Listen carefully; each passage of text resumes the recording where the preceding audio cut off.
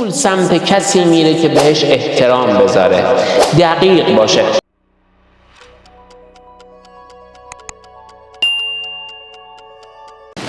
واقعاً پول و ثروت پیش چه کسانی میره؟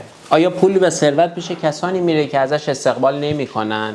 کسی که صبح تا شب میگه که پول چیه؟ پول چرک کف دسته. آیا پول پیش یه همچین شخصی باید بره؟ یا کسی که براش احترام قائله؟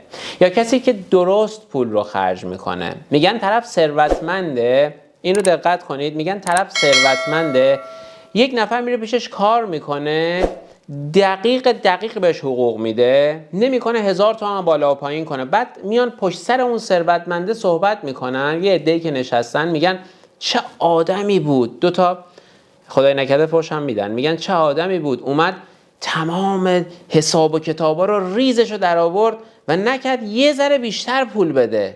نه، پول سمت کسی میره که بهش احترام بذاره، دقیق باشه. و موضوع دیگه‌ای که میخوام بهتون بگم، آیا به نظر شما، ببینید دارم به اینهایی که میگم فکر کنید، خب آیا به نظر شما پول، ثروت پیش کسی میره که سخت کار کنه؟ آیا هرچی بیشتر کار کنید، سخت‌تر کار کنید، زجر بکشید، بیشتر پول در میارید؟ واقعا احمقانه است اگر یه همچین فکری داشته باشید. این فکر احمقانه است. پول پیش کسی میره که خیلی با تدبیر کار میکنه، خیلی عاشقه. میدونی عاشقه چی؟ عاشق اون شغلش، عاشق اون کارش. وقتی که عاشق اون شغله دیگه اون کار حساب نمیشه، اون لذت حساب میشه. دیگه اصلا اون زمانی که داره میگذرونه واسه سخت نیست. وگرنه سخت کار کردن، از صبح تا شب، شب تا صبح کار کردن، این میشه سخت کار کردن در شغلی که اصلا دوستش ندارید. با تدبیر باشید روی کارتون، دقت کنید چه کاری رو انتخاب کردید. آیا در شغلی که هستی دوستش داری؟ کاری که داری انجام میدی عاشقشی یا نه بالاجبار داری این کار رو انجام میدی؟ کاری که بالاجبار باشه هیچ وقت به موفقیت نمیره. کاری که به زور باشه هیچ وقت رو به سعادت نمیره. کاری که داری انجام میدی باید عاشقش باشی. من الان دارم برای شما صحبت میکنم، عاشق این کارم، عاشق اینم که صدای من به گوش شما، تصویر من به شما برسه و بتونم یک نفر رو زندگیش رو تغییر بدم. همون یک نفر برای من بس. من لذت میبرم.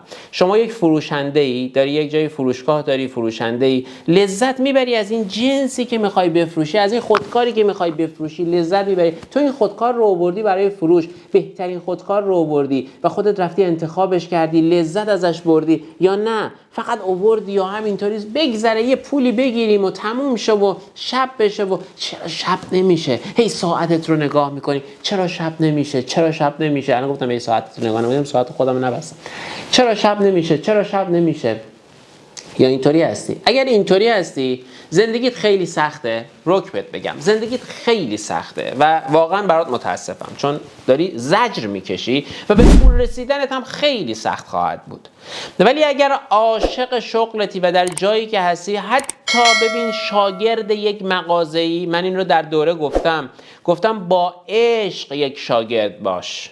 وقتی با عشق یک شاگرد باشی، دربهایی رو کائنات یا اون جوهر متفکر به روی تو باز میکنه که اصلا فکرش رو نمی کنی، چون تو با عشق اومدی وسط، چون تو با عشق داری کار میکنی. حالا درب بعدی به روی تو زیباتر باز میشه و تو راحتتر مسیرت رو پیدا میکنی. ولی عاشق نیستی، عصبی، دلخوری از زمان و زمونه، میگن از همه، هیچ وقت ثروت رو نمیبینی. ببین رک بهت میگم، هیچ وقت ثروت رو نخواهی دید. اگر اینطور باشی رنگ پول و ثروت به سمت تو نمیاد، حتی رنگش، نگفتم خود پول، رنگش هم نمیاد. عاشق باش، عاشق کارت باش، عاشق شغلت باش، عاشق زندگی کردن باش، عاشق نعمت‌هایی که خداوند بهت داده باش. همه را توضیح دادم. این دوره رو حتما گوش کنید. دوره‌ای که واقعا کمکتون میکنه. این چکیده است از مطالبی که موفقیت تو درش حتمی است و 100% موفقیت برای توست اگر گوش کنی و تمام کارهایی که گفتم رو انجامش بدی. میدونی این انجام دادن باز میره قسمت اقدام کردن من، قسمت اقدام کردنی که بهتون باز همونجا توضیح دادم که چطور باید اقدام کنید، چطور باید اعتماد به نفستون رو بالا ببرید. آیا تا زمانی که اقدام نکردید اعتماد به نفسی اصلا به وجود میاد و شروع کنید تا اعتماد به نفس بگیرید؟ عزیز من تا باید شروع کنی. حالا اون میره تو اون قسمت، دیگه نمیخوام ادامهش بدم چون الان فکر کنم خیلی طولانی هم شد این ضبط من. سربلندیتون آرزوی منه. مرسی از اینکه با من همراهید.